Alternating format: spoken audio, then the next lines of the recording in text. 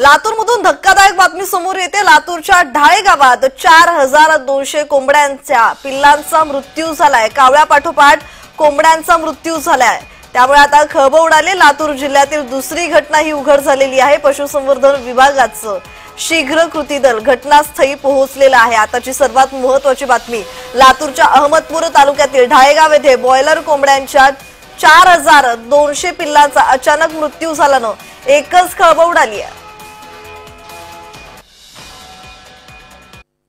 16 तारखेला सचिन गुळवे यांचे एकूण 4500 पक्षी आणलेले आहेत। 16 तारखेपासून आज अखेरपर्यंत जवळपास 4200 पक्षी हे मृत झालेले आहेत।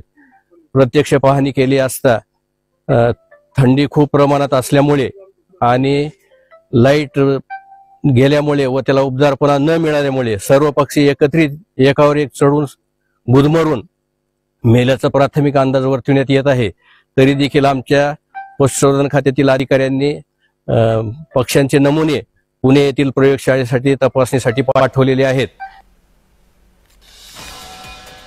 लातूरच्या ढाळे गावात 4200 कोंबड्यांच्या पिल्लांचा मृत्यू झालाय, तर कावळ्या पाठोपाठ आता कोंबड्यांचाही मृत्यू झाल्यानं एकच खळबळ उडाली आहे।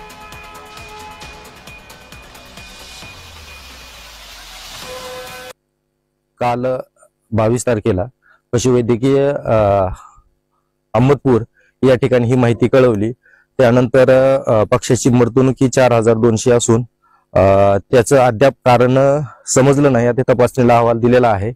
तर कोरोनाच्या काळात पण असंच झालं की काही मर जर झाली तर हे फार्मरवर शेकते, तर त्यावेळेस सुद्धा आम्हाला याचा काही मुभा भेटला नाही।